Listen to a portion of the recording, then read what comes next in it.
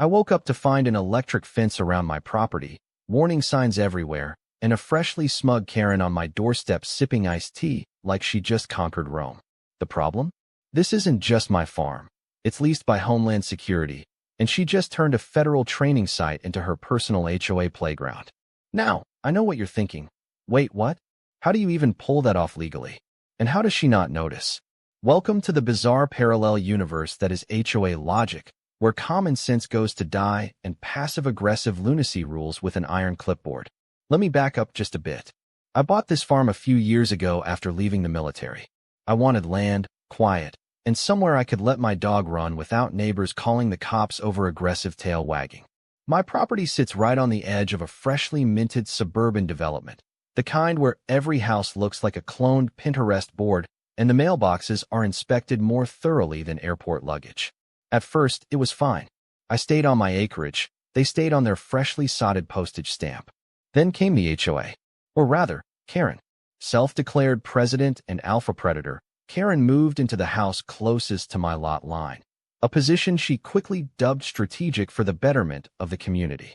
She introduced herself with a clipboard, a smile that didn't touch her eyes, and an immediate demand that I remove my barn because it wasn't aesthetically aligned with the community's vision.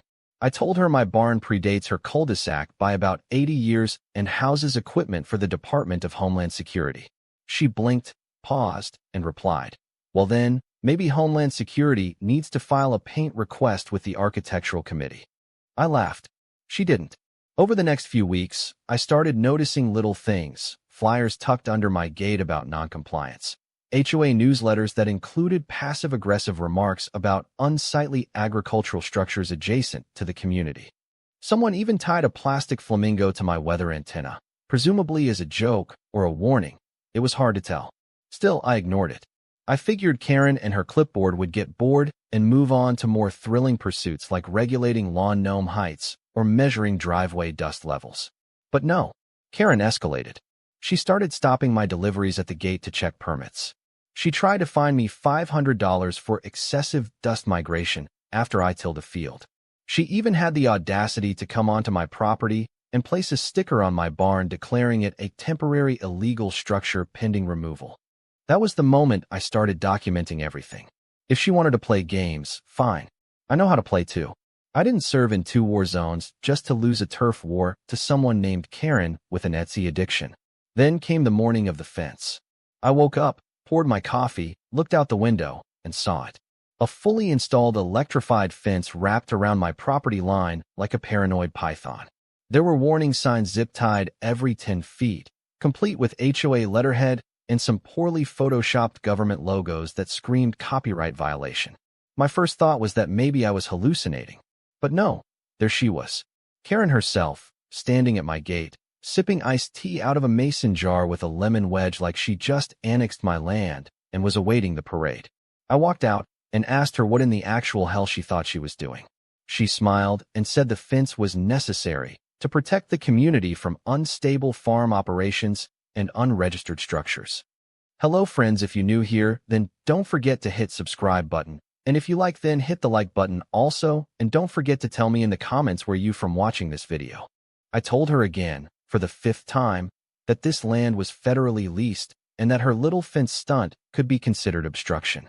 She tilted her head and replied, "If the government's using your land, I'd suggest they file a zoning request like everyone else." At that point, I knew reasoning was off the table. This wasn't about property values or bylaws. It was about power. She didn't like that she couldn't control me, so she made up new rules to box me in. Literally. The worst part? She genuinely thought she was untouchable, like those warning signs she hung were some kind of legal talisman that would ward off accountability. I walked the perimeter of the fence, trying to find a break or an opening. But nope, she'd fenced in the whole damn thing, including the Homeland Security storage unit we kept tucked back near the treeline. That's when it really hit me. This wasn't just a personal vendetta anymore. This was a national security violation. Karen had unknowingly tampered with government property. I could already hear the federal agents laughing when I called this in. And trust me, I was going to call. That night, I sat on my porch, watching the blinking red lights of her DIY electric fence, and thought about how easy it would be to just snip the wires and be done with it. But no, that would be playing her game. Instead, I drafted an email, attached the photos I'd taken, the stickers, the fence, even the fake government logos, and hit send. My contact at Homeland Security replied within 10 minutes. One line, "Do not remove the fence. We're sending a team." And that was when the real fun began.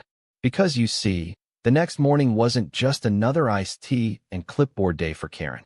It was the day she learned that when you mess with the wrong farm, you don't just get sued. You get the Department of Homeland Security on your front lawn. But what none of us expected, not even me, was what DHS would find when they got here. Let's just say that fence. It wasn't the only thing Karen had installed. By the time the Homeland Security team arrived, Karen was already outside pruning imaginary flowers in her front yard, wearing a visor, bright pink gloves, and that same smug expression, like she'd just saved the neighborhood from an alien invasion. It was almost impressive how committed she was to pretending everything was perfectly normal, despite the giant electrified fence she'd illegally commissioned and wrapped around federal property. I stood on my porch, coffee in hand, watching the black SUVs roll in. They didn't even try to be subtle, no logos, just dark windows and serious energy. Karen's eyes narrowed when the first agent stepped out and started walking toward my gate. The lead agent was a tall guy named Ramirez. I'd worked with him before, back when the lease was first negotiated. The man didn't crack a smile often, but when I pointed toward the fence and raised my eyebrows, I swear he let out the smallest chuckle. Karen strutted over like she owned the place, all confidence and artificial charm. She greeted them with that overly sweet tone people use when they think they're about to manipulate someone. "Oh, good morning. Can I help you gentlemen find something?" Ramirez just looked at her for a second and then said, "Are you the one responsible for this fence?" Karen blinked. Then she smiled wider. "Oh, that old thing. Yes, our HOA authorized it to protect the community from unauthorized farm activity. We had a vote."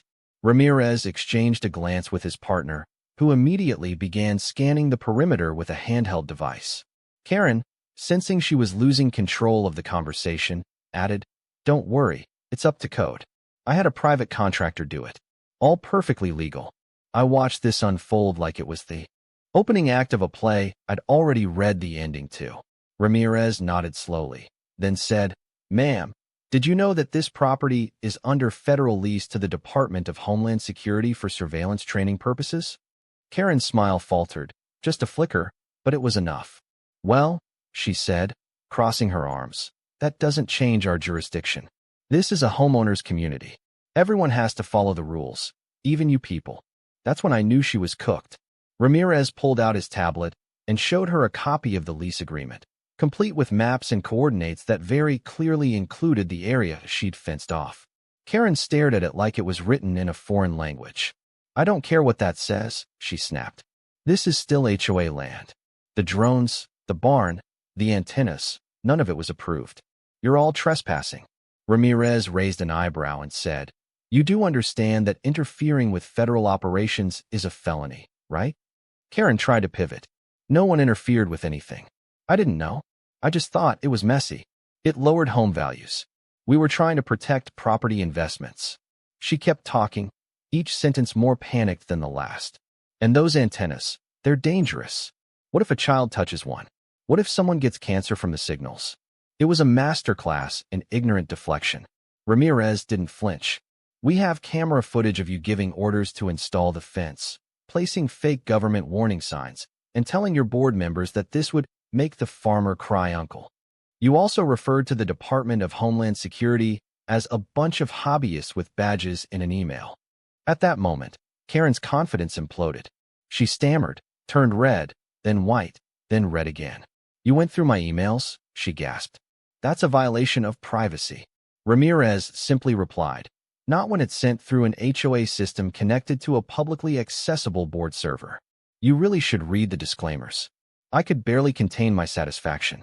It was like watching karma arrive in black boots and mirrored sunglasses. But here's where it got even better. As the agents walked the property, they noticed that Karen's fence wasn't just surrounding my land. It had cut through an area designated for sensitive drone signal testing. Worse, the fence wiring was actively interfering with equipment still running inside the barn. One of the DHS techs pulled me aside and said, "This thing could have scrambled our surveillance feed if we'd been mid-op. You have any idea what kind of mess that would have caused? I just shrugged. I tried telling her. She said my barn needed HOA approval. Karen, by now, had retreated to her front porch, furiously typing on her phone, probably to her lawyer or whoever drafted her HOA Bible. Her posse of board members was already trickling out of their homes, eyes wide and lips sealed. Nobody wanted to be associated with her anymore. The agents scanned the perimeter and started making a list of code violations, including the illegal power grid extension, the improper use of signage resembling government warnings, and yes, intentional obstruction of federal activity. I overheard Ramirez mutter, "We're going to have to get legal involved." The cherry on top came when one of the agents found the surveillance prevention device Karen had installed behind a bush near the barn. It was basically a glorified jamming signal, illegal and hilariously ineffective. Ramirez held it up like a trophy. Did she think this would block us? This thing can't block a Bluetooth speaker. It was equal parts embarrassing and infuriating. Karen had turned a suburban power trip into a potential federal crime spree. Later that afternoon, I got a call from the legal team at Homeland Security. They were pursuing action against the HOA not just for property interference, but for impersonation, tampering, and endangering active operations. Karen's name was mentioned more than once as the primary actor of concern. I was asked to provide all photos, communications, and notes I documented. I sent over everything, including a voice recording of Karen saying, "The government can't just do whatever they want. This isn't Russia." But just when I thought the day couldn't get any better, Ramirez told me DHS was officially issuing a cease and desist order against the HOA. Not only would they have to take down the fence immediately, but they'd also be required to pay for all damages and file a formal apology for obstructing federal training operations. Karen would be named in the report, her HOA presidency about to evaporate like her moral compass. That evening, I stood on my porch again, watching the sun dip behind the hills, the red glow dancing across the now-halted electric fence. Karen's house was quiet. Her windows were shut. No iced tea, no fake smile, no superiority complex on display. For the first time in weeks, I felt something like peace. But as I headed back inside, my phone buzzed. It was a neighbor from down the street, one of the few I got along with. His message was simple. "Dude, check the HOA site. She's calling an emergency meeting. And you're the main agenda." So it wasn't over. Not even close. Karen wasn't retreating. She was regrouping. The HOA's emergency meeting was scheduled for the very next evening, and I wasn't surprised when I saw the location. Karen's house, of course. Where else would a suburban coup be plotted? The invite, if you could call it that, had been hastily uploaded to the HOA portal with the subject line, "Urgent Community Concerns. Unauthorized Activity by Non-Compliant Property Owner." No mention of the electric fence. No Homeland Security violation. No impending legal firestorm bearing down on them. Just a desperate attempt to spin the narrative before the truth fully took root. Karen was still clinging to whatever power she thought she had left, and this meeting was her last-ditch effort to rally the troops before the ship sank for good. Out of morbid curiosity, and just the right amount of spite, I decided to show up. I didn't need to say anything. I figured my presence alone would be enough to send her blood pressure into orbit.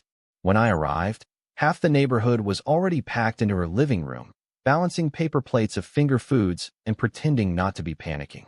The tension was thick enough to butter toast with. Karen stood near the fireplace, flipping through her HOA binder like it was the U.S. Constitution, and she was about to rewrite history. The second she saw me walk in, her face dropped, but like any good suburban tyrant, she recovered fast, plastering on a smile that looked like it was held together with prayer and rage. "Well, look who decided to join us," she chirped, loud enough for everyone to hear. "I suppose you're here to finally explain yourself to the community." I didn't respond. I just found a seat near the back, nodded politely to the neighbors I actually liked, and waited. Karen launched into a speech so delusional it could have earned her a daytime Emmy. She talked about community values, the importance of order, and the alleged threat my property posed to family safety. She even claimed that Homeland Security had overreacted and that the fence incident was a misunderstanding caused by poor communication on both sides. According to her, it was all about protecting the neighborhood from outside disruption. That was her new phrase, outside disruption. I guess federal facility was a bit too inconvenient for her narrative. What she didn't count on was the neighbor who stood up about 15 minutes into her tirade. Linda, sweet, soft-spoken, owns the house with the white shutters and the garden gnomes. She cleared her throat and said, Karen, I checked the county maps. Logan's property isn't under HOA jurisdiction. Never has been. You can't enforce rules on land you don't govern. That fence, that wasn't legal. And now we're all on the hook for the consequences. The room fell silent. Karen tried to interrupt, but Linda didn't back down. And the fake warning signs, you had them printed at your office. My cousin works at the print shop. He told me. It was like the tide turned in an instant. A few more neighbors began to murmur, nodding, whispering things like, I told you so, and we shouldn't have listened. Karen looked like she'd swallowed a lemon. Her face twitched, and for the first time, she dropped the queen bee act and went full meltdown. I did what I had to do, she snapped. Someone had to stand up for the community. He has drones flying over our homes, antennas pointing at our children's bedrooms. Her voice was shrill, panicked, cracking around the edges. They could be recording us. I finally stood up, not to shout, not to argue, just to speak plainly. Karen, those are surveillance training drones used by the Department of Homeland Security. You built an electric fence around a federal training site and jammed a protected signal. This isn't just about your paranoia anymore. You put your entire HOA at risk of a federal investigation, and now you want to blame everyone but yourself. I let that hang in the air. People were listening now. Actually listening. The government isn't the enemy here. Your ego is. Karen opened her mouth to respond, but nothing came out. Just a choked sound and a stammer. A few people started gathering their things. Others avoided her eyes. The meeting broke up shortly after that. No votes taken, no grand resolution passed. Just an awkward exodus of neighbors who realized they might have followed the wrong leader right off a cliff. The next week was a mess, and not just for Karen. The HOA's legal team, which I'm pretty sure was just Karen's nephew who once took a pre-law class, tried to issue a community statement shifting blame onto misunderstood leadership decisions. That didn't fly. Homeland Security filed their official report, which leaked faster than a cracked birdbath. Local news picked it up. Suburban HOA faces federal backlash after tampering with government facility.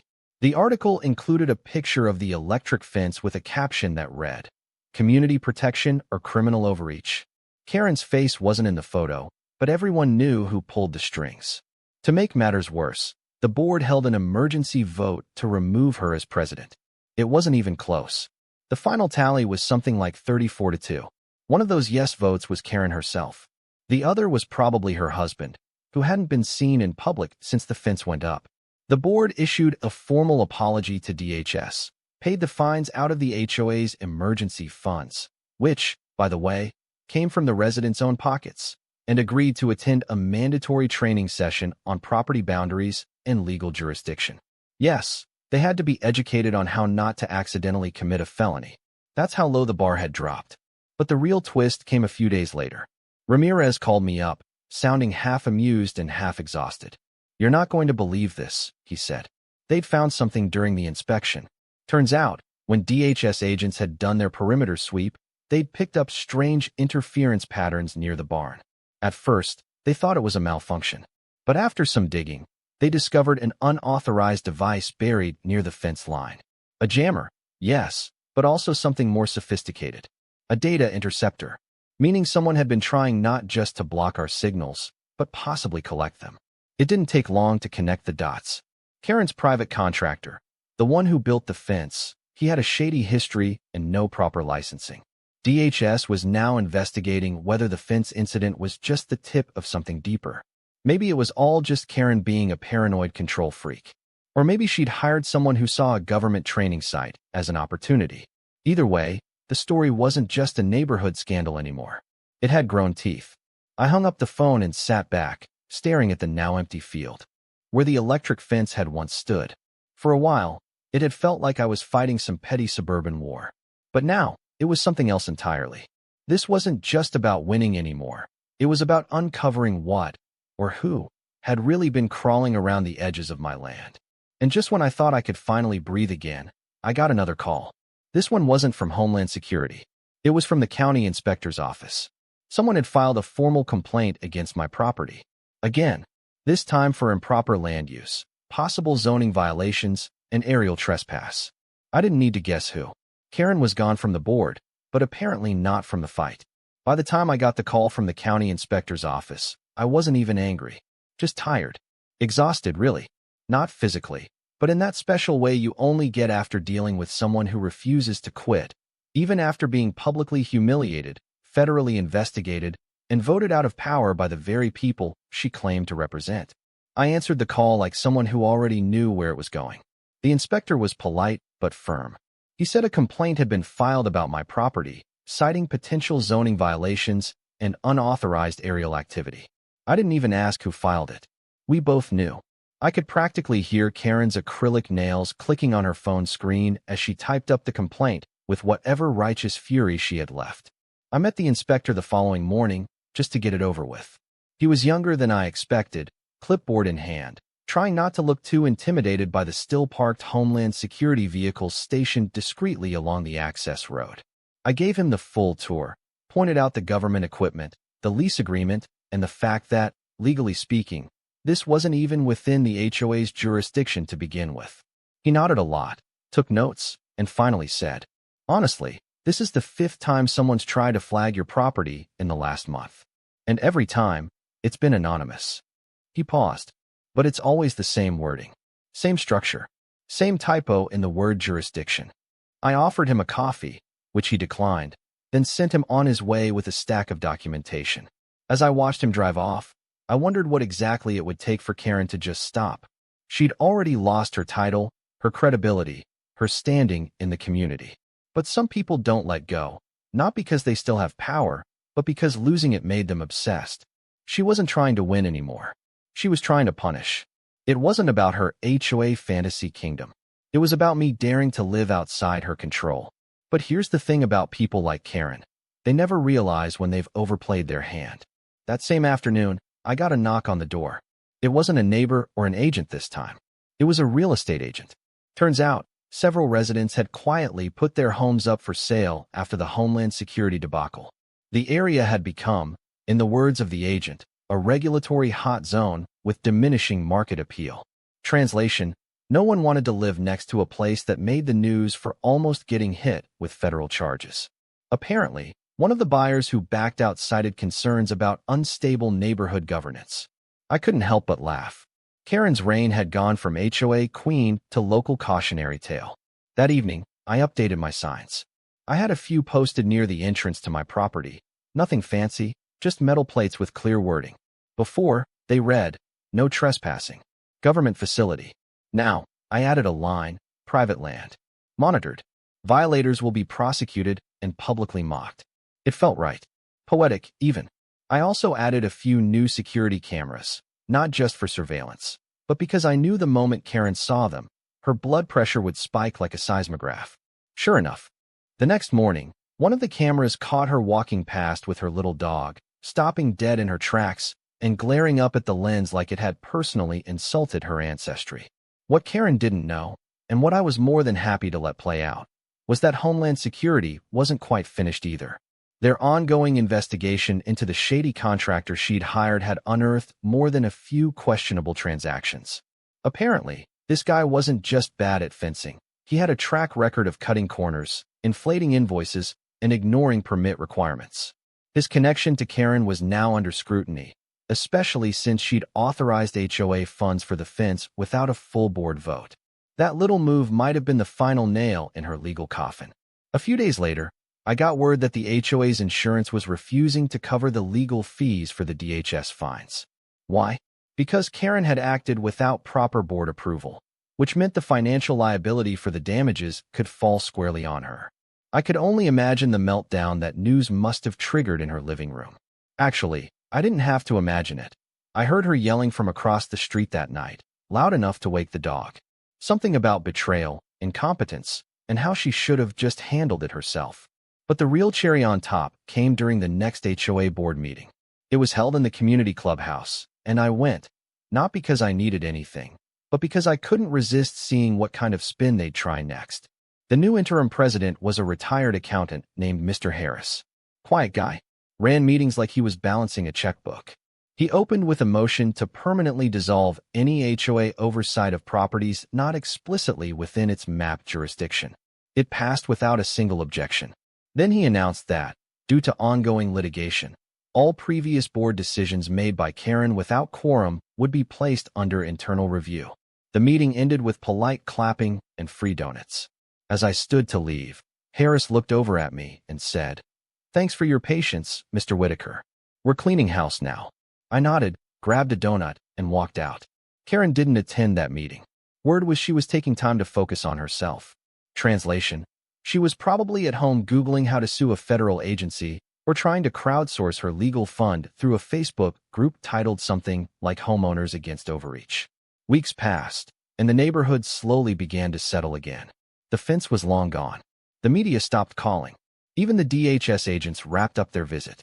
The gardens started blooming again. The drone equipment hummed without interference, and I finally had the peace and quiet I'd originally moved out here for. But every so often, I'd see Karen walking her dog in the early mornings, sunglasses on, pretending not to see me as I waved from the porch. One morning, she stopped, just for a second, looked at me like she wanted to say something, but then she turned, tugged the dog's leash a little too hard, and walked away without a word. And I realized, that was her version of surrender. No apology, no admission of guilt, just silence. I stood there a moment longer, sipping my coffee, feeling the air shift. The sign near my gate caught the sunlight, the one about prosecution and public mocking. A neighbor drove by and honked, grinning as they passed. I nodded back. Life had returned to normal, or at least a new version of it.